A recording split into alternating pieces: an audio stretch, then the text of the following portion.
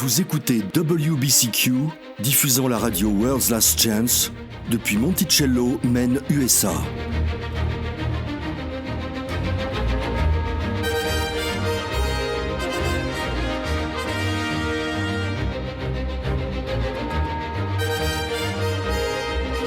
Crimes violents, troubles politiques, instabilité financière, tout indique une crise imminente, une crise sans précédent.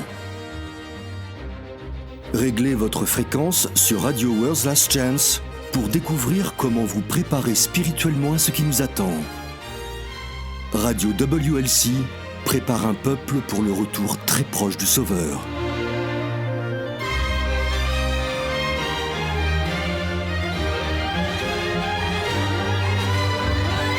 L'une des promesses les plus précieuses que Christ ait données aux disciples, juste avant sa crucifixion, a été la promesse de la venue du Consolateur. Bonjour, je suis Thomas Roland et vous écoutez Radio WLC. Nous avons toujours, du moins j'ai toujours, supposé que le Consolateur était l'Esprit Saint. Mais aujourd'hui, avec Jean-Olivier, nous allons présenter des preuves assez convaincantes pour prouver que le Consolateur est en fait quelqu'un d'autre. Vous allez vouloir entendre ce que nous avons à dire. Plus tard, dans notre courrier des auditeurs, nous répondrons à la question « Est-ce un péché de se mettre en colère ?» Je pense que la plupart d'entre nous se mettent en colère à un moment ou à un autre. Est-ce un péché ? Et comment les chrétiens d'aujourd'hui peuvent-ils gérer leurs problèmes de colère ? Restez à l'écoute pour le savoir. Jean, tu as vraiment piqué mon intérêt quand tu m'as dit que tu avais creusé dans les Écritures et découvert que l'identité du Consolateur est différente de ce que nous avions toujours supposé. Que peut-on dire à ce sujet ? Eh bien, c'est un peu un cas d'erreur d'identité. Pour moi, c'est aussi un changement de paradigme. J'ai passé toute ma vie à croire que l'Esprit Saint était le Consolateur, et j'ai découvert que ce n'était pas le cas, ou pas vraiment. Pour être honnête, c'est un peu désorientant. Ça me rappelle un cas d'erreur d'identité qui s'est produit en octobre 2012. Un homme du nom de Gilberto Arroro, originaire d'Alagoinhas au Brésil, marchait dans la rue quand il a croisé un de ses amis. L'ami a dû le regarder 2 fois tellement il était choqué. Gilberto a voulu savoir ce qui se passait et son ami lui a dit « Tu es mort! Ta famille est en ce moment à ton enterrement !» Quoi ? Eh oui, c'est arrivé. Gilberto s'est touché et a dit quelque chose comme « Je ne pense pas être mort, mon frère ». Mais son ami a insisté « Il y a un cercueil et tu es dedans !» Wow. Alors qu'est-ce qu'il a fait ? Eh bien, il est parti voir ce qui se passait. Et il a en quelque sorte gâché son propre enterrement. Il est entré, les gens ont commencé à crier. Certains se sont évanouis, d'autres ont paniqué et se sont enfuis en courant. C'était le chaos et la confusion. Ah, on peut l'imaginer, oui. Comme dans les films du genre Apocalypse Zombie ou quelque chose comme ça. Voir la personne morte entrer dans la pièce. Il a essayé de dire à sa famille et ses amis qu'il n'était pas mort, mais ils ont tous paniqué et bien sûr, il était là, allongé dans le cercueil. Et qu'est-ce qui s'est passé ? Il avait un jumeau ou quelque chose comme ça ? Non, c'était une erreur d'identité. Gilberto travaillait comme laveur de voitures. L'homme dans le cercueil, qui ressemblait de façon remarquable à Gilberto et avait à peu près le même âge, était aussi laveur de voitures et s'appelait Genivaldo Santos Gama. Apparemment, ils se ressemblaient beaucoup. Le dimanche précédent, Genivaldo a été assassiné. La police, supposant qu'il s'agissait de l'autre laveur de voitures, Gilberto, a appelé le frère de Gilberto, José Marcos, et lui a dit « ton frère a été assassiné et il est à la morgue. Pourrais-tu venir faire une identification officielle ?» Et son propre frère n'a pas pu le distinguer ? Eh bien, il était préparé à voir ce qu'on lui a dit qu'il allait voir. Alors, quand il est arrivé, il a vu ce qu'il s'attendait à voir, c'est-à-dire Gilberto, alors que c'était Genivaldo depuis le début. Wow, c'est terrible. C'est presque digne d'une comédie, mais c'est horrible. J'imagine la scène quand il est entré et qu'ils pensaient tous qu'il était mort. Apparemment, il a eu un peu de mal à convaincre tout le monde. Il disait « Les gars, pincez-moi, c'est moi, je suis vivant !» Mais ils étaient tous en train de paniquer de toute façon. Et pourquoi est-ce qu'il n'a pas demandé à quelqu'un de leur annoncer la nouvelle ou de les prévenir par téléphone ? Il a essayé. En fait, il leur a téléphoné, mais ils ont considéré qu'il s'agissait d'une farce cruelle. Incroyable. Oui, je dirais que c'est un vrai cas d'erreur d'identité. Eh bien, c'est un peu ce que nous avons fait avec l'identité du Consolateur. Lisons le passage où Yahushua promet de l'envoyer. Et ensuite, nous parlerons de qui est le Consolateur et de qui il n'est pas. Lisons Jean 15 à partir du verset 12 pour voir le contexte. « C'est ici mon commandement. Aimez-vous les uns les autres comme je vous ai aimés. Il n'y a pas de plus grand amour que de donner sa vie pour ses amis. Vous êtes mes amis. si vous faites ce que je vous commande. Je ne vous appelle plus serviteur, parce que le serviteur ne sait pas ce que fait son maître, mais je vous ai appelé ami, parce que je vous ai fait connaître tout ce que j'ai appris de mon Père. Ce n'est pas vous qui m'avez choisi, mais moi, je vous ai choisi et je vous ai établi afin que vous alliez et que vous portiez du fruit et que votre fruit demeure, afin que ce que vous demanderez au Père en mon nom, il vous le donne. Ce que je vous commande, c'est de vous aimer les uns les autres. Si le monde vous hait, sachez qu'il m'a haï avant vous. Si vous étiez du monde, le monde aimerait ce qui est à lui, mais parce que vous n'êtes pas du monde et que je vous ai choisi du milieu du monde, à cause de cela, le monde vous hait. Il les a avertis qu'ils pouvaient s'attendre à recevoir le même mauvais traitement que lui-même a reçu. Souvenez-vous de la parole que je vous ai dite. Le serviteur n'est pas plus grand que son maître. S'ils m'ont persécuté, ils vous persécuteront aussi. S'ils ont gardé ma parole, ils garderont aussi la vôtre. Voilà pourquoi ils auraient besoin d'être réconfortés. Verset 23, « Celui qui me hait aussi mon Père ». Lisons maintenant les versets 25 à 27. « Mais cela est arrivé afin que s'accomplisse la parole qui est écrite dans leur loi. Ils m'ont haï sans cause. Quand sera venu le Consolateur, que je vous enverrai de la part du Père, l'Esprit de vérité qui vient du Père, il rendra témoignage de moi. Et vous aussi, vous rendrez témoignage parce que vous êtes avec moi dès le commencement. » Voici donc un indice au sujet du Consolateur. Il vient du Père.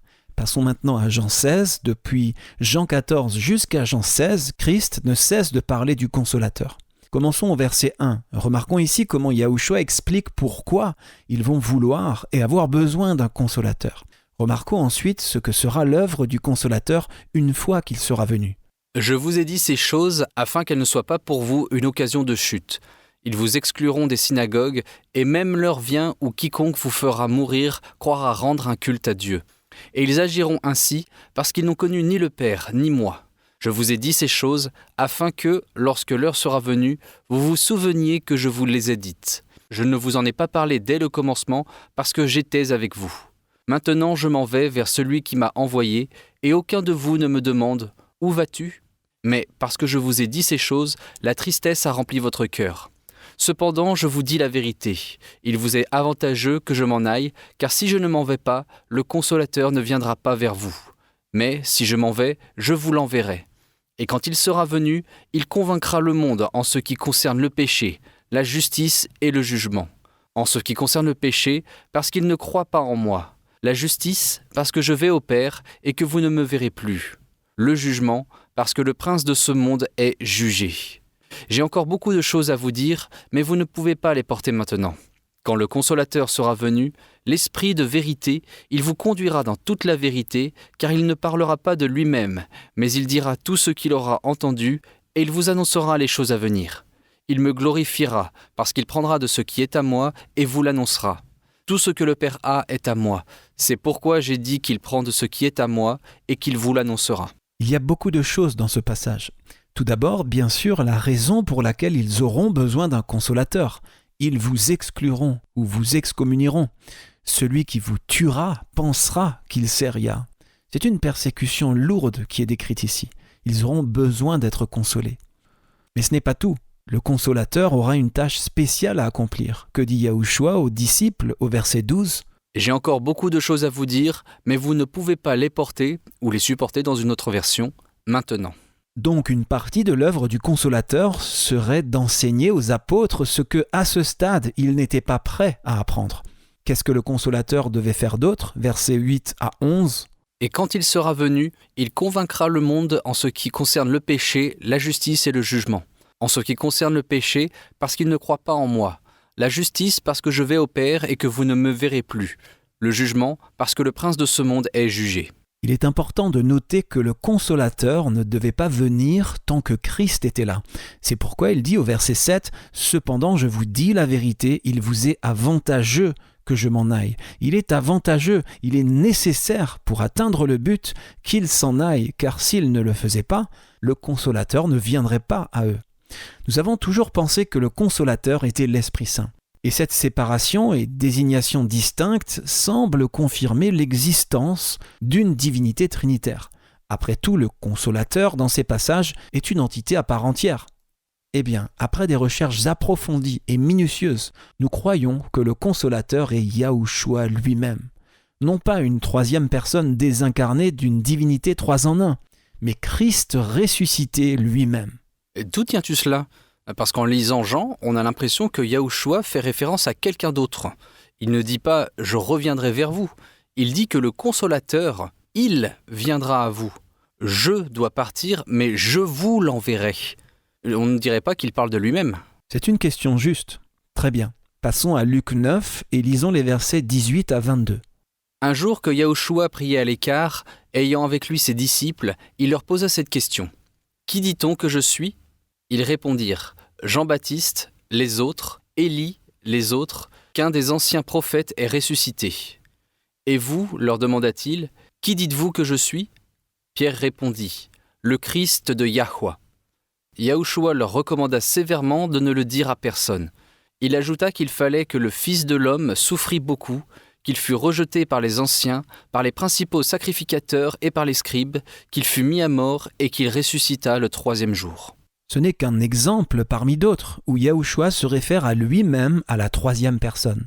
Nous ne nous désignons généralement pas nous-mêmes à la 3e personne. Nous utilisons plutôt des pronoms personnels et disons « je » ou « moi » ou « moi-même ». Mais à plusieurs reprises, Yahushua s'est référé à lui-même à la 3e personne.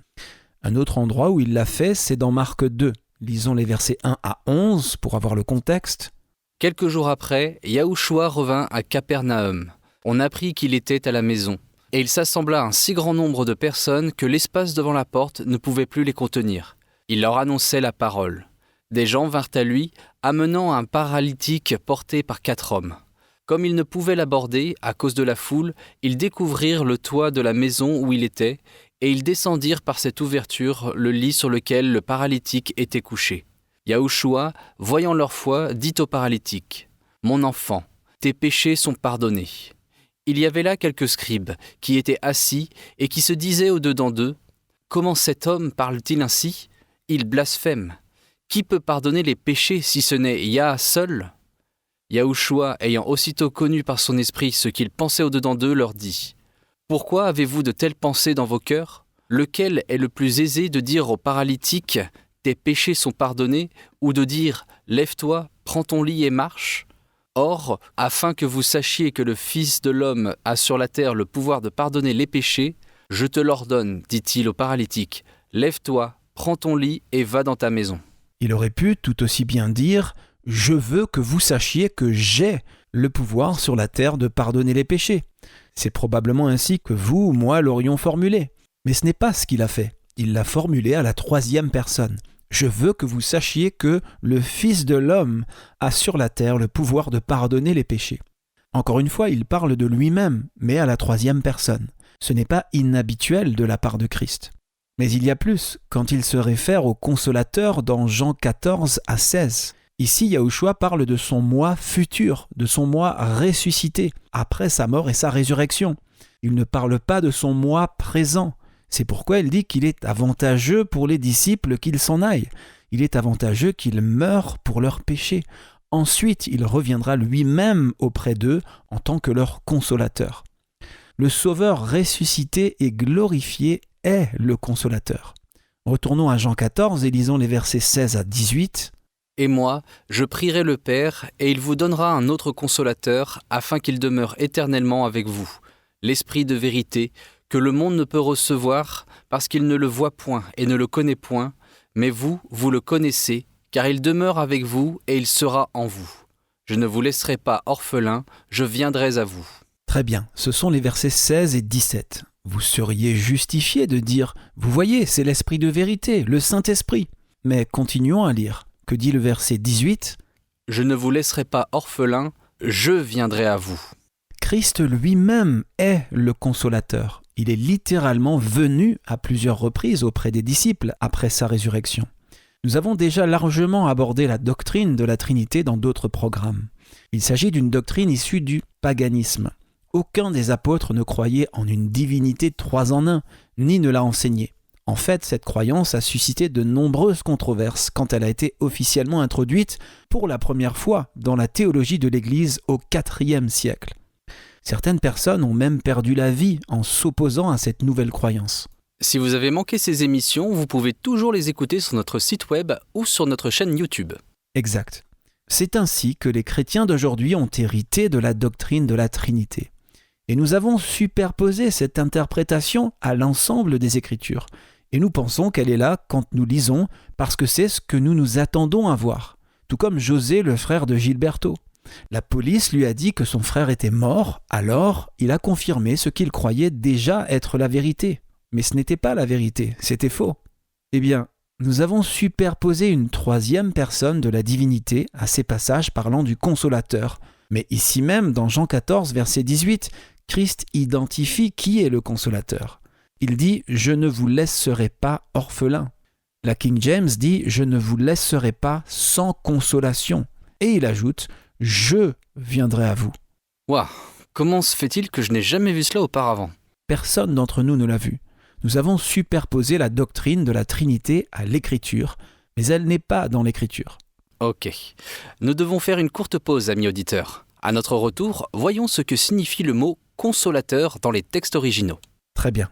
À tout de suite.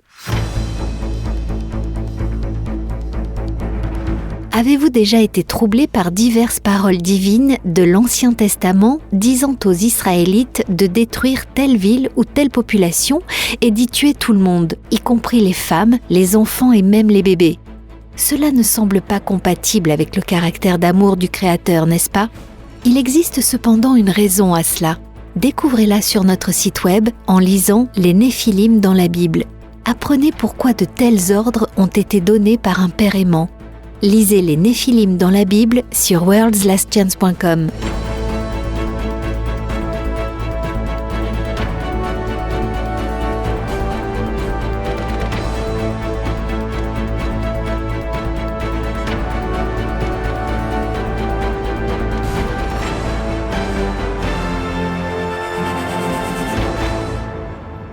J'aime l'idée que Christ ressuscité est lui-même notre consolateur. Que signifie le mot « consolateur » dans le texte original ? Est-ce une traduction exacte ? Oui, lisons la définition du mot dans le dictionnaire biblique. Très bien. Voyons voir. Ça vient de « paraklétos ». Cela signifie un intercesseur, un consolateur ou un avocat. Il est dit, je cite, « Paraklétos est celui qui est convoqué, appelé à ses côtés, spécialement appelé à son aide et est utilisé pour le Christ dans son exaltation à la droite de Dieu, plaidant avec Dieu le Père pour le pardon de nos péchés, et le Saint-Esprit destiné à prendre la place du Christ avec les apôtres, après l'ascension du Christ vers le Père, pour les conduire à une connaissance plus profonde de la vérité de l'Évangile et leur donner la force divine nécessaire pour leur permettre d'affronter les épreuves et les persécutions au nom du royaume divin. Cette définition, vue sous un angle trinitaire, semble confirmer la conception traditionnelle selon laquelle le Consolateur est le Saint-Esprit. Oui, j'ai remarqué l'expression « Dieu le Père ». Celui qui a écrit cette définition était très probablement trinitaire. C'est le cas de la plupart des chrétiens. Bien sûr, mais la vérité est que Paraklétos n'apparaît que 5 fois dans le Nouveau Testament. Et quand on laisse l'Écriture s'interpréter elle-même, il est très clair que le Consolateur dont il est question est en effet Yahushua. Il est traduit 4 fois par consolateur et 1 fois par avocat. Lisons une autre définition du même mot. Je cite « Convoqué, appelé à ses côtés, particulièrement appelé à l'aide. Celui qui plaide la cause d'un autre devant un juge, un plaideur, un conseiller de la défense, un assistant juridique, un avocat. Celui qui plaide la cause d'autrui auprès de quelqu'un, un intercesseur. Du Christ, dans son exaltation à la droite de Dieu, plaidant auprès de Dieu le Père pour le pardon de nos péchés. Dans le sens le plus large, un assistant, un secoureur, une aide. » Je dirais que c'est une description parfaite du rôle de Yahushua en tant que notre sauveur, médiateur et avocat, n'est-ce pas ? Oh oui, ça correspond tout à fait. Passons maintenant à 1 Jean, chapitre 2, où Paraklétos est utilisé. 1 Jean 2, versets 1 à 2. « Mes petits enfants, je vous écris ces choses afin que vous ne péchiez point. Et si quelqu'un a péché, nous avons un avocat, ou un défenseur dans une autre version. Paraklétos. Auprès du Père, Yahushua Christ le juste. Il est lui-même une victime expiatoire pour nos péchés, non seulement pour les nôtres, mais aussi pour ceux du monde entier. » Ce verset ne parle clairement pas de la version trinitaire du Saint-Esprit, ou de Dieu le Saint-Esprit. troisième personne d'une divinité trinitaire. Il fait référence à Yahushua. Christ lui-même est notre avocat. Il est notre consolateur. Le mot « auprès d'eux » ou « avec », nous avons un avocat auprès du Père, et le mot « pros » en grec. Il signifie « dans le voisinage immédiat ». Yahushua, le Sauveur ressuscité, est avec le Père. Il est dans sa proximité immédiate dans les cieux. Examinons maintenant un commentaire intéressant que Yahushua a fait quand il conversait avec la femme au puits. Il a été en fait assez direct dans cette conversation, lui disant des choses qu'il n'avait pas encore dites même aux Juifs. Lisons Jean 4, les versets 23 et 24. « Mais l'heure vient, et elle est déjà venue, où les vrais adorateurs adoreront le Père en esprit et en vérité, car ce sont là les adorateurs que le Père demande. Yah est esprit, et il faut que ceux qui l'adorent en esprit et en vérité. » Nous adorons Yahweh par l'esprit de vérité. Ce qui est intéressant dans cette déclaration, c'est qu'il se réfère à deux périodes différentes. L'heure vient, dit Christ, et elle est déjà venue, où les vrais adorateurs adoreront le Père en esprit et en vérité. L'heure qui vient concerne les apôtres et nous, à tous ceux qui croient au mérite du Christ ressuscité. Le « elle est déjà venue » se réfère à Christ. Il adorait Yahweh par l'esprit de vérité, le propre esprit de Yahweh. Maintenant, n'allez pas imposer la troisième personne de la divinité à ce que nous disons ici, les amis. Je le sais parce que quand j'ai étudié personnellement cette idée, qu'il n'y a pas de Trinité et que c'est une doctrine adoptée du paganisme, j'ai cherché chaque utilisation du mot « esprit » dans l'Écriture. De Genèse à Apocalypse, il signifie toujours la même chose. C'est simplement un souffle. Voilà ce qu'est l'Esprit Saint. C'est le souffle de Yahweh. C'était l'agent actif dans la création. C'est l'agent actif dans notre recréation. Et c'est ce qui habite en nous par la foi, nous permettant de l'adorer en esprit et en vérité. On peut voir cela dans un autre passage de Jean. Jean, plus que tout autre auteur de l'Évangile, avait saisi les profondes vérités spirituelles de l'Évangile. Passons à Jean 7 et lisons les versets 37 à 39. C'est un passage très intéressant. Le dernier jour, le grand jour de la fête, Yahushua, se tenant debout, s'écria « Si quelqu'un a soif, qu'il vienne à moi et qu'il boive. Celui qui croit en moi, des fleuves d'eau vive couleront de son sein, comme dit l'Écriture. » Il dit cela de l'Esprit que devaient recevoir ceux qui croiraient en lui, car l'Esprit n'était pas encore, parce que Yahushua n'avait pas encore été glorifié. Ce passage nous donne un détail important. L'Esprit Saint, qui est une effusion spéciale sur les croyants, n'avait pas encore été donné parce que Yahushua n'était pas encore glorifié. Il ne s'agit pas ici de la montagne de la transfiguration. Ça, c'était simplement un avant-goût. Ce n'est pas resté. Et seuls 3 des disciples ont eu le privilège d'en être les témoins. La glorification à laquelle il est fait référence ici, la glorification qui était la condition préalable au don de l'Esprit de Yah, s'est produite quand Christ est ressuscité. Il y est fait allusion dans Jean 14 que nous avons déjà regardé dans notre première partie. Mais j'aimerais y retourner et souligner quelque chose maintenant que nous savons que c'est Yahushua lui-même qui est le consolateur et notre avocat. Quel verset ? Les versets 16 à 21. « Et moi, je prierai le Père, et il vous donnera un autre consolateur, afin qu'il demeure éternellement avec vous. » Vous avez entendu, Christ dit qu'il demandera au Père d'envoyer un autre consolateur. Qui était le premier consolateur ? Christ lui-même. Il réconfortait les disciples ici.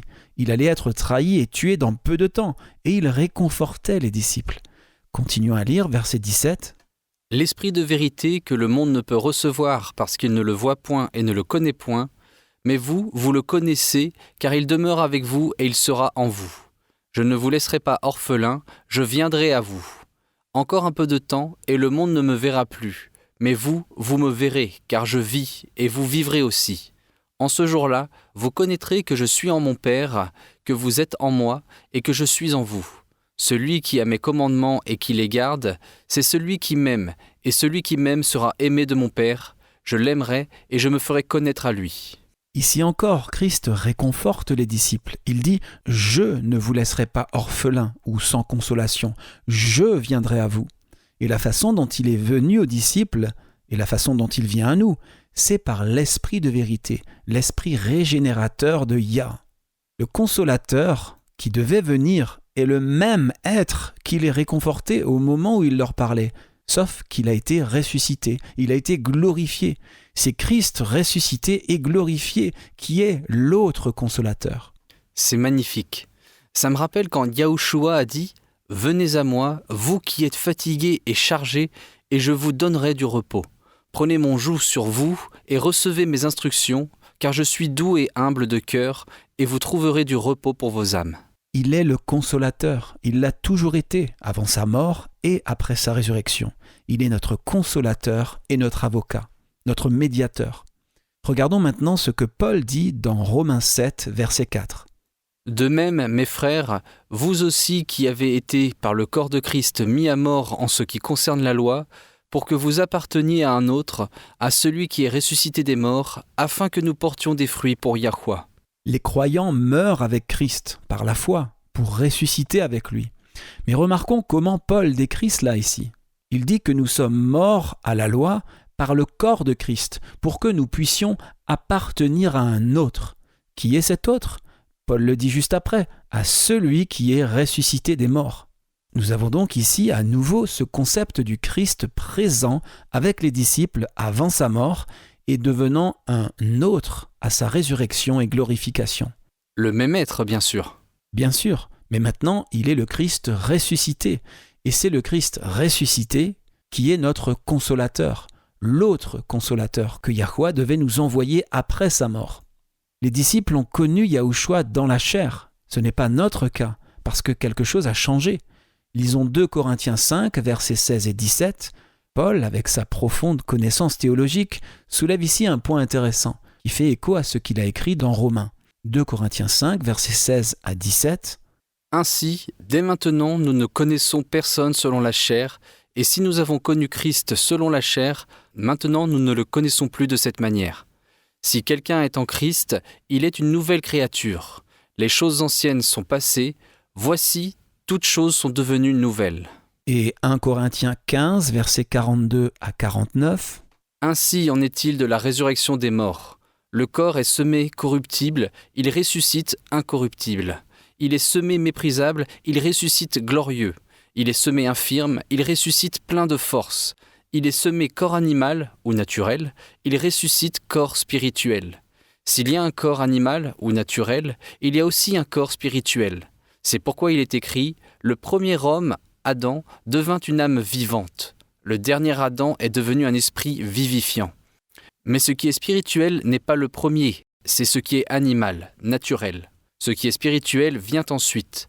Le premier homme, tiré de la terre, est terrestre. Le second homme est du ciel.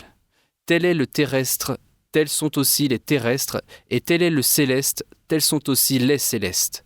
Et de même que nous avons porté l'image du terrestre, nous porterons aussi l'image du céleste. » Cela parle de la transformation qui se produira chez les croyants quand ils seront ressuscités et transformés au retour de Yahushua. Ils sont une chose dans la chair, puis ils sont ressuscités et transformés en une autre chose. Paul l'explique dans 2 Corinthiens. « Celui qui n'a point connu le péché, il l'a fait devenir péché pour nous, afin que nous devenions en lui justice de Yah. » Ce même changement s'est produit en Christ. Il n'était pas pécheur, bien entendu, mais il a porté notre péché. Il était de chair et a résisté au péché dans la chair. Ésaïe 53. Il s'est élevé devant lui comme une faible plante, comme un rejeton qui sort d'une terre desséchée. Il n'avait ni beauté, ni éclat pour attirer nos regards, et son aspect n'avait rien pour nous plaire. Méprisé et abandonné des hommes, homme de douleur et habitué à la souffrance, semblable à celui dont on détourne le visage, nous l'avons dédaigné, nous n'avons fait de lui aucun cas. C'était Christ dans la chair. Puis il a été tué, ressuscité et glorifié. Il est devenu un autre. Ce que cela nous explique, c'est que tout comme si quelqu'un est en Christ, il est une nouvelle création ou créature selon les versions, il en va de même pour Yahushua. Lui aussi a été ressuscité en tant que nouvelle création. Le vieil homme, l'ancienne humanité, a été emporté avec lui dans la tombe. Puis le second Adam a été ressuscité en tant que nouvelle création. Et les croyants sont de nouvelles créations en lui. Rappelons-nous que quand Yahushua parlait aux disciples du Consolateur, il n'était pas encore mort. Il allait mourir le lendemain, mais il n'était pas encore mort. Sa propre personne ressuscitée, encore une fois, était l'autre Paraklétos. C'est le Paraklétos promis, le Consolateur promis, qui est ressuscité, qui demeure dans le voisinage immédiat du Père et qui demeure avec nous et en nous.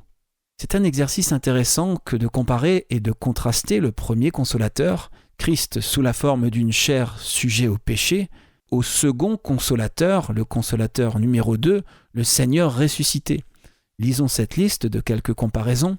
Voyons voir. Le consolateur numéro 1, Yahushua selon la chair, est devenu Yahushua selon l'Esprit en tant que consolateur numéro 2.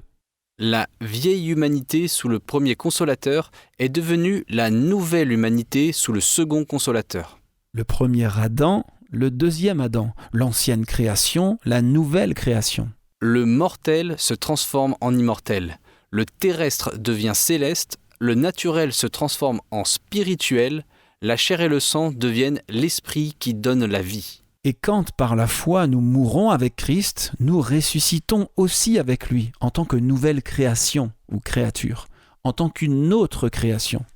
Paul parle de cela. Donne-moi juste un instant pour le retrouver. Voilà, Galates 2, verset 20. Il est écrit « J'ai été crucifié avec Christ, et si je vis, ce n'est plus moi qui vis, c'est Christ qui vit en moi. Si je vis maintenant dans la chair, je vis dans la foi au Fils de Dieu, qui m'a aimé et qui s'est livré lui-même pour moi. » C'est une merveilleuse description. Et c'est précisément la raison pour laquelle, dans les chapitres 14 à 16 de Jean, Yahushua dit à ses disciples qu'il est dans leur intérêt qu'ils s'en aillent. Lisons-le à nouveau, Jean 16, verset 7. « Cependant, je vous dis la vérité, il vous est avantageux que je m'en aille, car si je ne m'en vais pas, le Consolateur ne viendra pas vers vous, mais si je m'en vais, je vous l'enverrai. » Ils ne comprenaient pas, ils voulaient juste le garder avec eux. Mais Yahushua savait qu'en tant qu'autre consolateur, en tant que consolateur ressuscité, il pouvait en fait être plus proche de chacun d'entre eux, comme de chacun d'entre nous. Que vous soyez en Amérique du Sud ou en Afrique, aux Philippines, en Chine ou en Europe, Yahushua peut être aussi proche de vous qu'il l'est de quelqu'un à l'autre bout du monde. Mais c'est seulement en tant que consolateur ressuscité qu'il peut le faire. C'est précisément ce dont Yahushua a parlé dans Jean 14 quand il a dit « Je prierai le Père et il vous donnera un autre consolateur afin qu'il demeure éternellement avec vous, l'Esprit de vérité que le monde ne peut recevoir parce qu'il ne le voit point et ne le connaît point. Mais vous, vous le connaissez car il demeure avec vous et il sera en vous. » Ah, je vois. Yahushua demeurait avec eux dans la chair, mais en s'en allant, en mourant et en ressuscitant, il pouvait demeurer en eux. Exactement. C'est en demeurant en eux, dans l'esprit, que le Christ ressuscité peut demeurer avec eux et avec nous pour toujours. Jean 14, le chapitre qui commence ce passage réconfortant des Écritures, s'ouvre sur l'assurance suivante, que votre cœur ne se trouble point. Croyez en Dieu et croyez en moi. Quelle est la suite ? Il y a plusieurs demeures dans la maison de mon Père. Si cela n'était pas, je vous l'aurais dit. Je vais vous préparer une place. Et, lorsque je m'en serai allé et que je vous aurai préparé une place, je reviendrai, je vous prendrai avec moi, afin que là où je suis, vous y soyez aussi. Lisons Jean 14, verset 18 à nouveau, et cette fois-ci, lisons aussi les versets 19 et 20. Je ne vous laisserai pas orphelin ou sans consolation, je viendrai à vous. Encore un peu de temps, et le monde ne me verra plus, mais vous, vous me verrez, car je vis et vous vivrez aussi. En ce jour-là, vous connaîtrez que je suis en mon Père, que vous êtes en moi et que je suis en vous. Yahushua est dans le Père. Ça signifie que quand vous êtes en Yahushua, vous êtes aussi dans le Père, et le Père est en vous. Voilà à quel point nous pouvons être proches, si proches de notre Créateur et de notre Sauveur. Voilà le privilège et le réconfort à la disposition des croyants aujourd'hui, par le Christ ressuscité.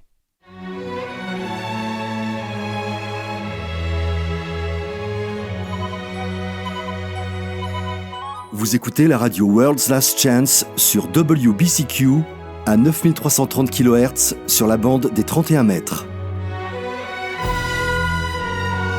Radio World's Last Chance prépare un peuple pour le retour très proche du Sauveur.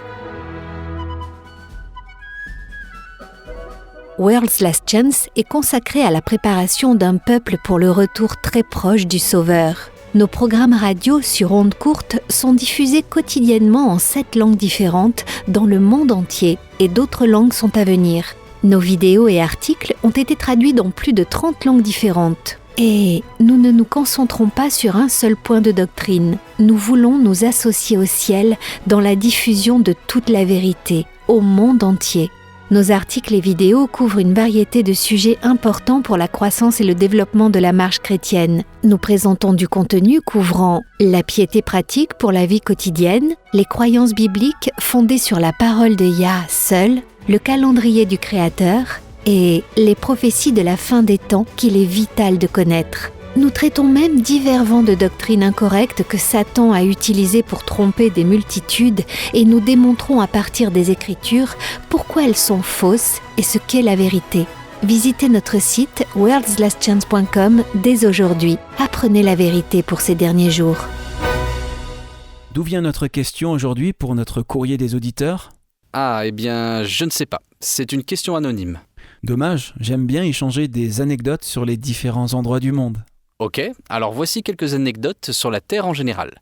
L'endroit le plus sec de la Terre est le désert d'Atacama, qui se trouve juste à côté de la plus grande étendue d'eau de la planète, l'océan Pacifique. Je me demande ce qui fait que des conditions météorologiques soient telles qu'il y ait un désert juste à côté de l'océan. Je ne sais pas, mais j'ai lu qu'il y a des endroits où il n'a littéralement jamais plu. Surprenant. Alors, quelle est notre question pour aujourd'hui ? La question est la suivante. J'ai besoin d'aide. Parfois, je suis tellement en colère que ça me fait peur. Je n'aime pas me sentir comme ça, mais je ne peux pas m'en empêcher. Après coup, je me sens tellement coupable. Je sais que je ne devrais pas me sentir comme ça, mais c'est le cas. Comment faire pour ne pas être tout le temps en colère ? En tant que chrétien, je pense que je devrais mieux contrôler mes émotions. Je ne peux pas imaginer que me sentir ainsi honore Yahweh. J'ai prié et prié encore, mais pour l'instant, il n'y a aucune différence. Aidez-moi, s'il vous plaît. Eh bien, il y a deux questions que nous devons aborder. La première est la colère elle-même, et la seconde est la culpabilité que cette personne semble ressentir en luttant avec ses propres émotions. Il dit qu'après s'être mis en colère, il se sent tellement coupable. Mais de quoi se sent-il coupable ? De s'être mis en colère ou de ce qu'il fait quand il est en colère ? C'est une bonne question. J'ai l'impression qu'il se sent coupable de ressentir de la colère. C'est l'impression que j'ai aussi. Parlons donc de la culpabilité et de la colère. Se sentir en colère en soi n'est pas un péché. Les Écritures révèlent qu'il y a des moments où Yahweh lui-même est en colère. Oui, mais c'est Yah. Sa colère est sainte. Et la tienne ne l'est pas ? Honnêtement, non. Je suppose que Yahweh se met en colère contre le péché et l'injustice faite aux autres. De mon côté, je me mets en colère pour d'autres choses, comme, disons, la façon dont les gens me traitent. Ça ne fait pas automatiquement de la colère humaine un péché. La colère peut être une réaction très juste face à l'injustice. Elle peut être la voix douce et subtile qui affirme que ce qu'on vous a fait est mal. Nous considérons la colère comme une émotion négative. Nous n'aimons pas ressentir des émotions négatives. L'auditeur nous dit la même chose. Je n'aime pas me sentir comme ça. Mais ça ne fait pas de l'émotion elle-même un péché. Nous en reparlerons dans un instant. Pour l'instant, comprenons ce qu'est la culpabilité. Qu'est-ce que la culpabilité ? Comment est-elle définie ? C'est être responsable d'avoir commis une infraction, d'avoir fait quelque chose de mal. C'est la clé pour déterminer si vous avez péché ou non, quand vous étiez en colère. Les émotions elles-mêmes ne sont pas un péché. Ou alors Yahweh ne pourrait pas les ressentir. C'est ce que vous faites quand vous ressentez ces émotions qui déterminent si vous avez fait quelque chose pour lequel vous vous sentez coupable. Quand vous êtes en colère, que faites-vous ? Est-ce que vous proférez des jurons, des insultes, des gros mots ? Ce serait un péché. Est-ce que vous vous emportez et frappez votre femme, votre mari ? Ce serait un péché. Il n'y a jamais d'excuse à la violence physique contre un conjoint, jamais. Est-ce que vous giflez votre enfant ? Est-ce que vous donnez un coup de pied au chien ? Est-ce que vous répandez des rumeurs contre un collègue de travail ? Tous ces actes sont des péchés. Ce sont des actions qui sont mauvaises parce qu'elles causent du tort à autrui. Tu dis donc que le péché entre en jeu quand la colère quitte le domaine des émotions pour entrer dans celui de l'action causant du tort à autrui. C'est cela le péché ? Exactement. C'est la définition de la culpabilité. Quand nous sommes responsables d'avoir fait quelque chose de mal ou d'avoir causé du tort à quelqu'un d'autre. Faire et causer. Ce sont des verbes d'action. Voilà la différence. Il y a un autre point que je voudrais aborder. Alors, très rapidement, parlons de la façon de gérer la colère. La première chose... La prière. Bien sûr. Et c'est ce qu'il fait. Il prie déjà à ce sujet. Donc la première chose à faire, après la prière, serait d'essayer d'analyser ce qui provoque la colère à l'intérieur. Si vous vous mettez facilement en colère, il y a généralement une autre raison que la provocation immédiate du moment. Il peut s'agir de stress à la maison ou au travail. Il peut s'agir d'un chagrin, d'une douleur. Le chagrin se manifeste souvent par de la colère. Il peut aussi s'agir d'un traumatisme non résolu. Parfois, ces traumatismes remontent à une enfance marquée par les abus. Les problèmes et les blessures non guéries de l'enfance peuvent nous affecter toute notre vie s'ils ne sont pas résolus. Si c'est ce qui semble être à l'origine de la colère, il peut être très utile de consulter un thérapeute qualifié. Il n'y a pas de honte ou de péché à demander de l'aide. C'est vrai, quand nous sommes malades, nous allons voir un médecin ou nous utilisons des remèdes maison pour nous soigner. Dans un cas comme dans l'autre, nous prenons les devants pour obtenir l'aide dont nous avons besoin pour aller mieux. Il ne devrait pas y avoir de honte à demander de l'aide pour des blessures émotionnelles. C'est vrai. Les troubles de l'humeur, le syndrome de stress post-traumatique ou des déséquilibres hormonaux peuvent aussi être à l'origine de la colère. Mais ce n'est pas pour autant qu'on peut dire qu'on fait du mal à quelqu'un d'autre. Ce n'est pas un péché. Une fois que vous savez ce qui provoque la colère, vous pouvez commencer à identifier les éléments déclencheurs. Le stress de la conduite aux heures de pointe est-il un déclencheur ? Ok, une fois que vous le savez, vous pouvez le contourner. Demandez à votre patron si vous pouvez arriver au travail une demi-heure plus tôt et partir une demi-heure plus tard. Ce n'est peut-être pas toujours possible, mais ce que je veux dire, c'est qu'une fois que vous connaissez la cause de la colère, vous pouvez identifier ce qui déclenche les accès de colère. Peut-être devez-vous quitter le travail à l'heure prévue, mais passer une heure dans un café du coin ou un endroit calme pour éviter l'intensité de la circulation à l'heure de pointe. Si vous connaissez vos déclencheurs, vous pouvez les éviter ou vous éloigner de la situation. En parlant de s'éloigner, l'exercice physique est d'une grande aide quand vous faites face à des émotions accablantes, qu'il s'agisse de colère, de chagrin ou de toute autre émotion. Vous pouvez les canaliser en faisant de l'exercice. Ça aide beaucoup. Parfois, on a l'impression que la colère nous frappe comme un éclair venu d'un ciel bleu et qu'on est instantanément en colère sans savoir pourquoi. Si c'est le cas, apprenez à identifier les signes physiques d'alerte. Votre rythme cardiaque s'accélère-t-il ? Votre visage devient-il rouge et chaud ? Vos poings sont-ils serrés ? En reconnaissant rapidement ces signes, vous pouvez prendre des mesures pour maîtriser vos émotions avant de vous emporter. Encore une fois, c'est l'emportement lui-même qui est un péché, pas les émotions en elles-mêmes. Et voici le point suivant qu'il me semble important d'aborder.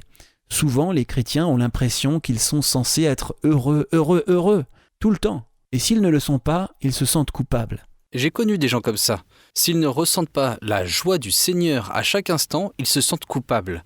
J'ai remarqué que dans de tels foyers, il n'y a pas de reconnaissance saine de ce que chacun ressent réellement. Si vous vous sentez déprimé ou avez le moral bas ou quoi que ce soit d'autre qu'heureux, c'est refoulé, supprimé. Ce qui n'est pas du tout sain. Nous appelons ces émotions négatives, mais négatif n'est pas automatiquement synonyme de péché. C'est un point important car il semble que beaucoup de chrétiens conservateurs ne le comprennent pas. Nier les émotions négatives, les supprimer, peut conduire à des problèmes de santé mentale. Ça ne résout rien. Mais ensuite, le fait d'ajouter un fardeau de culpabilité pour avoir ressenti ces émotions ne fait qu'aggraver le problème. Et si vous êtes une personne qui gère la culpabilité, la dépression, le stress ou le chagrin en vous mettant en colère, oui, vous pourrez avoir des problèmes avec la colère. Le simple fait qu'il s'agisse de ce que nous appelons une émotion négative ne signifie pas automatiquement que c'est un péché de se sentir ainsi. Prenons quelques exemples dans les Écritures. Mon Dieu, pourquoi m'as-tu abandonné ? C'est ce que Yahushua a dit à la croix. Mon Dieu, pourquoi m'as-tu abandonné ? Pas seulement. Tournons-nous vers le psaume 22 et lisons les versets 2 et 3. Mon Dieu, pourquoi m'as-tu abandonné et t'éloignes-tu sans me secourir, sans écouter mes plaintes ? Mon Dieu, je crie le jour et tu ne réponds pas, la nuit et je n'ai point de repos. Yahushua, sur la croix, citait en fait ce psaume de David, parce qu'il résumait parfaitement ses sentiments d'horreur, de déchirement et d'abandon, sans parler de la culpabilité de nos péchés qui pesaient sur lui. Ce sont toutes des émotions très négatives, mais ce n'est pas un péché de les ressentir. J'ai entendu des prédicateurs dire en plaisantant que David était le premier maniaco-dépressif du monde. Certains de ces psaumes sont pleins d'angoisse, voire de dépression extrême, d'anxiété et de troubles émotionnels. Il couvre certainement toute la gamme des émotions humaines, mais les émotions ne sont pas un péché.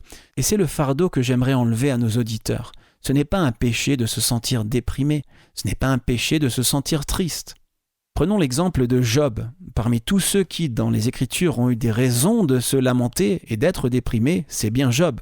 Non seulement il a perdu toutes ses richesses, mais il a aussi perdu sa réputation. Les gens ont commencé à faire de mauvaises suppositions à son sujet, ce qui a ajouté l'insulte à la blessure. Mais le pire, c'est qu'il a perdu ses enfants, tous les 10. Pouvez-vous imaginer ce chagrin ? Je ne peux même pas imaginer. Non, c'est au-delà de l'imagination. Et quand ses soi-disant amis sont venus le réconforter et ont plutôt remué le couteau dans la plaie, oui, Job s'est plaint. Il a dit qu'il souhaitait ne jamais être né. C'étaient ses émotions. Elles étaient négatives, elles étaient brutes et elles étaient honnêtes. Mais ce n'était pas un péché. Il a frôlé la limite quand il a finalement commencé à remettre Yah en question. C'est pourquoi il a dit plus tard qu'il s'était repenti dans la poussière et les cendres. Mais les émotions qu'il a ressenties n'étaient pas un péché. C'était juste ses sentiments, et honnêtement, je pourrais dire qu'il était justifié de se sentir ainsi. Passons à Job 42 et lisons le verset 7. C'est après que Yahweh ait fini d'interroger Job et que Job ait exprimé son remords d'avoir remis en question les desseins divins. Job 42, verset 7. Après que Yahweh eut adressé ces paroles à Job, il dit à Éliphaz de Théman, « Ma colère est enflammée contre toi et contre tes 2 amis, parce que vous n'avez pas parlé de moi avec droiture comme l'a fait mon serviteur Job. » Job n'a pas péché en ressentant des émotions de chagrin, de perte, de colère et même de ressentiment. Nous n'avons pas été créés pour être des automates, nous avons été créés pour être des êtres émotionnels. Et ce n'est donc pas un péché d'éprouver toute la gamme de ces émotions. Je ne voudrais pas que quelqu'un garde ce fardeau. Ne vous laissez pas entraîner par le malentendu selon lequel les émotions négatives sont un péché. C'est un fardeau de l'ennemi. Rejetez-le. Passons à Apocalypse 21 et lisons les versets 2 à 4 qui parlent du moment où le royaume de Yah aura été établi. Le péché et les pécheurs n'existeront plus. Que se passera-t-il alors ? Apocalypse 21, versets 2 à 4. « Et je vis descendre du ciel, d'auprès de Yah, la ville sainte, la nouvelle Jérusalem, préparée comme une épouse qui s'est parée pour son époux. Et j'entendis du trône une forte voix qui disait « Voici le tabernacle de Yah avec les hommes. Il habitera avec eux, et ils seront son peuple, et Dieu lui-même sera avec eux.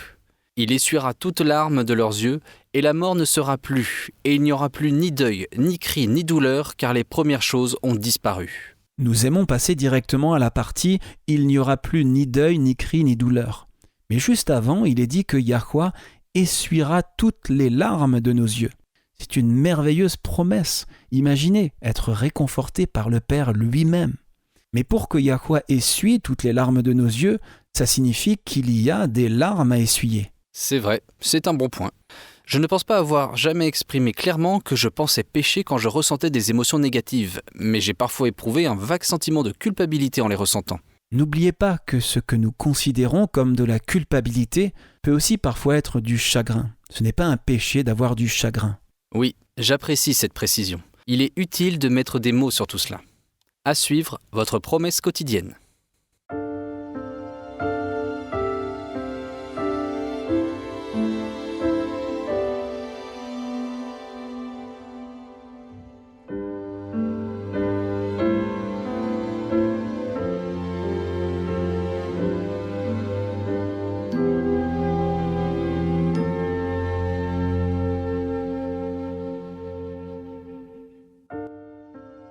Vous écoutez Élise Blanc pour votre promesse quotidienne de la parole de Yah. Le 2 mai 2021, Jonathan Bauer et sa fille de 13 ans, Eva, sont sortis faire des courses. Le temps était agréable quand ils sont passés sur le pont de la route 90, au-dessus de la baie reliant leur ville balnéaire à la terre ferme de l'État du Maryland. C'est un long pont de plus de 2 kilomètres. Ce qu'il faut savoir sur cette baie, c'est qu'elle est peu profonde. Le pont s'élève à 7,5 mètres au-dessus de l'eau. Alors que Jonathan et Eva traversaient le pont pour rentrer chez eux, ils ont soudainement vu un pick-up noir faire une queue de poisson. Il a heurté une barrière en béton et a fait se retourner le véhicule qui se trouvait juste devant eux. L'accident qui s'est produit à grande vitesse sur l'autoroute a provoqué un carambolage de 5 voitures. Quand le pick-up s'est finalement arrêté sur son côté, sa benne et l'habitacle arrière pendaient par-dessus la rambarde du pont, au-dessus des eaux de la baie. Après s'être assuré qu'Eva allait bien, Jonathan s'est précipité vers le pick-up. Le chauffeur en est sorti en grimpant par la fenêtre, s'est laissé tomber sur le trottoir avant de se précipiter vers la rambarde pour regarder en bas. Jonathan ne comprenait pas ce que disait l'homme qui parlait en espagnol, mais il a regardé en bas et à sa grande horreur, il a vu un siège auto et flottant à quelques mètres de là, une petite fille qui semblait avoir environ 2 ans. Ses yeux étaient remplis de terreur alors qu'elle se débattait pour rester à flot. Jonathan s'attendait à ce que l'homme fasse quelque chose, mais il est devenu rapidement évident qu'il était soit en état de choc ou qu'il ne savait pas nager. Si l'enfant devait être sauvé, Jonathan était son meilleur espoir. Mais comme je l'ai dit, cette baie est peu profonde. La profondeur maximale qu'il pouvait espérer était environ 1,20 m. C'est peu quand on saute d'une telle hauteur, et Jonathan ne savait même pas s'il y avait des rochers sous l'eau. Jetant un rapide coup d'œil à sa fille, il a fait un acte de foi et a sauté du pont dans les eaux froides de la baie. À sa grande surprise, il n'a pas été blessé. Il a rapidement attrapé l'enfant et s'est mis debout dans l'eau peu profonde. La petite fille ne respirait plus. Il l'a mise sur son épaule et lui a donné des coups dans le dos avec le plat de la main encore et encore. L'eau de mer est sortie des poumons, mais elle ne respirait toujours pas. Finalement, elle a eu un haut-le-cœur et a aspiré une bouffée d'air. C'était le son le plus doux que Jonathan ait jamais entendu.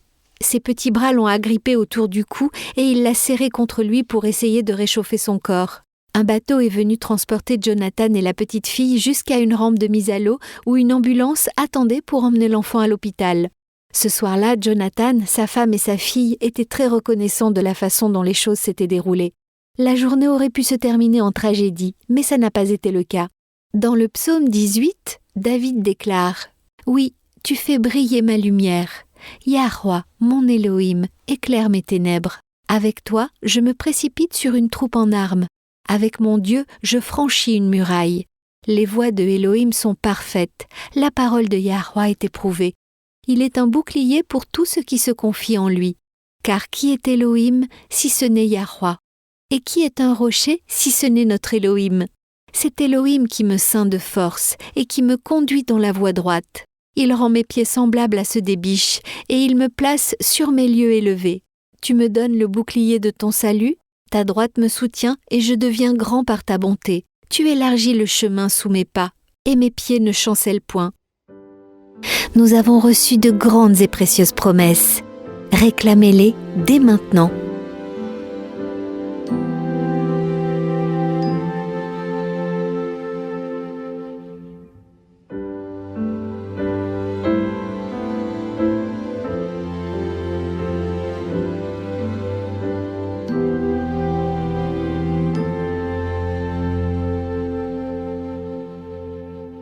Je tiens à vous remercier d'avoir été à l'écoute, amis auditeurs. Rejoignez-nous à nouveau demain et d'ici là, souvenez-vous, Yahweh vous aime et vous pouvez compter sur lui faire confiance en toute sécurité car il en est digne.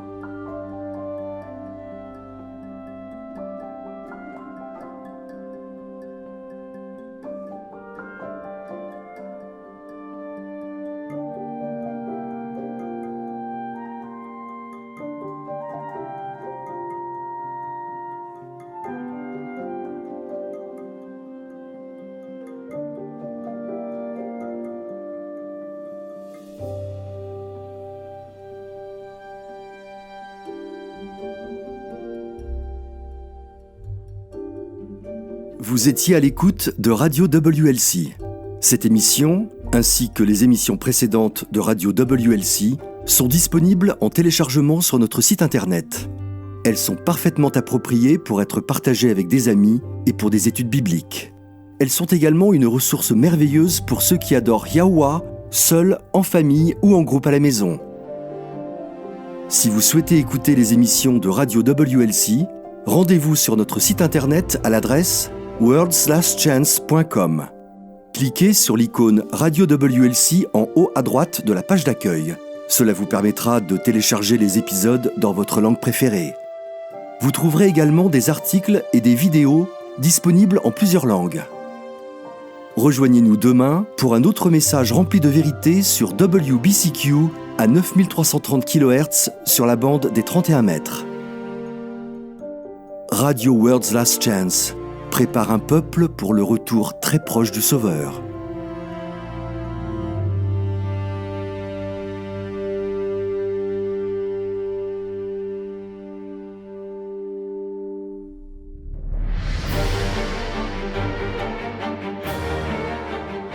Apocalypse contient des informations vitales pour tous ceux qui vivent aujourd'hui. Les chapitres 8 et 9 sont particulièrement importants. Ils prédisent des événements cruciaux qui auront lieu dans un avenir proche. Ils sont décrits comme 7 trompettes. Quand ces 7 trompettes commenceront à sonner, nous saurons que nous sommes à quelques mois du retour de Yahushua. Pour en savoir plus, visitez notre site web worldslastchance.com. Nous avons beaucoup d'articles et de vidéos couvrant plusieurs aspects de ce sujet des plus importants. C'est sur worldslastchance.com. Visitez notre site dès aujourd'hui. Il ne reste plus beaucoup de temps.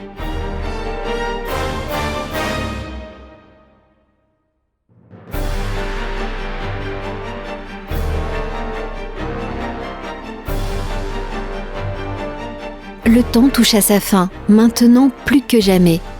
Il est impératif que tous ceux qui cherchent et désirent le retour du Sauveur prennent grand soin de garder chacune des avenues de l'âme par lesquelles le diable cherche à nous séduire et nous piéger. Le péché est addictif. Qu'il s'agisse du temps gaspillé dans des activités nuisibles ou de l'alcool, qu'il s'agisse de pornographie ou de nicotine, le péché lui-même est addictif. Mais le Sauveur est prêt à délivrer quiconque se tourne vers lui. Visitez notre site worldslastchance.com et lisez l'addiction au péché, protéger les avenues de l'âme. Lisez l'addiction au péché sur worldslastchance.com. Yahushua est prêt à répondre à la prière de la foi.